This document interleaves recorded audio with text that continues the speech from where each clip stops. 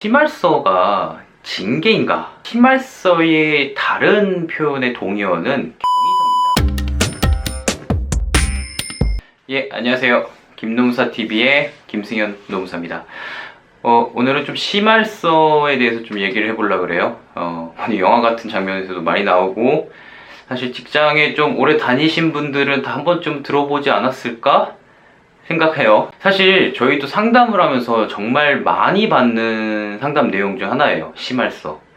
참 어떻게 보면은 가벼운 것 같으면서도 굉장히 무거운, 전초에, 그러니까 뭐 징계라든지 또 뭐 괴롭힘의 전초의 굉장히 증상이라고도 볼 수가 있어요. 이게 인사명령 같으면서도 징계 같으면서도, 그래서 여러분, 심할서를 작성을 요구받았을 때 어떻게 작성을 하고, 또는 작성을 해야 될지 말아야 될지, 그 다음에 어떤 심할서는 부당한 것인지에 대해서 오늘 좀 얘기를 좀 드려볼까 해요.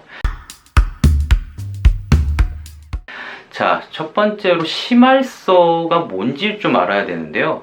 흔하게 우리 직장에서는 어떠한 과오나 잘못을 저질렀을 때 훈계한다, 또는 뭐 견책한다라는 느낌으로 많이 요구를 하게 합니다. 근데 이게 실질적으로 심할서의 다른 표현의 동의어는 경의서입니다. 어때요? 심할서는 약간 뭐 잘못이나 내가 반성을 하고, 또는 죄송합니다 이런 느낌이면, 좀 경의서는 말 그대로 육하 원칙에 따라 사실을 적시하는 내용으로 좀 이해되지 않으세요?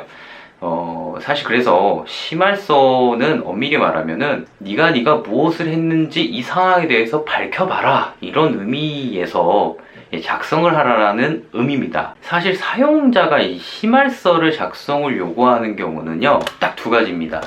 정말 노동자가 어떠한 뭐 과오가 있어서 뭐 귀책 사유를 묻기 위해 어떤 경위를 파악해야 될 때도 있지만, 그렇지 아니하고 어떤 특정한 뭐 일반적으로 통용되는 사안에 대해서 뭐 꼬투리를 잡는다든가, 또는 노동자에게 불리한 상황을 연출하기 위해서 사용을 하기도 해요, 이 심할서라는 게. 자, 어떤 직원 하나가 마음에 들지 않으면은 이렇게 감시를 해요. 정말 일거수일투족. 화장실 하루에 10분 갔냐, 또는 무슨 지각을 1분 했냐 2분 했냐, 그거 딱 보고 있다가 1분 지각하면은 바로 심할서를 요구를 합니다. 이런 식의 심할서 용도가 조금 나쁘게 사용될 때가 많죠. 그러한 심할서에 대해서 대응하는 거. 일단 첫 번째, 심할서가 징계인가? 결론은 징계일 수도 있고 아닐 수도 있습니다. 원칙적으로 제가 뭐랬어요? 심할서는 경의서라고 그랬죠. 경의서. 자, 무엇이 일어나는지 한번 밝혀봐라 라는 말이 징계에 해당하지는 않다고 봐야죠. 다만 심할서를 작성해서 제출함으로써 불이익이 수반된다면, 이 불이익이 뭐냐면 뭐 임금이 삭감인지 승진 연조에서 누락을 시킨다든지 이런 불이익이 따른다면, 우리 법원은 이 또한 징계로 보고 있습니다. 여기서 주의할 점이 하나 있어요. 기본적 대부분의 이 심할서의 성격은 징계가 아닌 인사명령적인 성격을 갖고 있는 회사가 많이 있어요. 그러니까 여러분들이 심할서 작성을 요구받았을 때 이걸 무작정 안 쓴다고 거부하기가 만만치가 않습니다. 심할서는 가능하면 잘 써야지, 무작정 거부를 하시게 되면 그 자체가 인사명령에 대한 거부, 그러니까 또 다른 징계 사유가 돼요. 잘못한 게 없으면 왜 잘못한 게 없는지를 자세히 밝혀주셔야죠. 사용자들이 이제 심할서를, 제가 말했잖아요, 징구를 받는 이유는 사실 여러분들에게 어떤 특정 사실의 자백을 받기 위한 케이스가 굉장히 많아요. 자, 너가 이거 했지? 그러면은 노동자가 이거 했습니다를 받는 순간 다음 징계로 넘어갑니다. 그래서 굉장히 잘 하셔야 돼요. 여러분들이 실제 억울한 사정이 있으면 억울한 사정이 자세히 기재하시고, 육하 원칙에 따라서 그 상황을 기재하시는 거예요. 자, 여기서 가장 중요한 거는 불필요하게 도의적 사과, 그러나 이건 제가 100번을 잘못했으나, 이런 것 자체가 위험하다는 거예요. 일종의 불리한 자기 자백으로 취급이 되고, 실제로 이게 나중에 법적 분쟁에 끌고 올라가요. 자, 이때는 왜 잘못했다고 그러고 지금 와서 잘못한 거라고 안 합니까? 정말 많이 봅니다.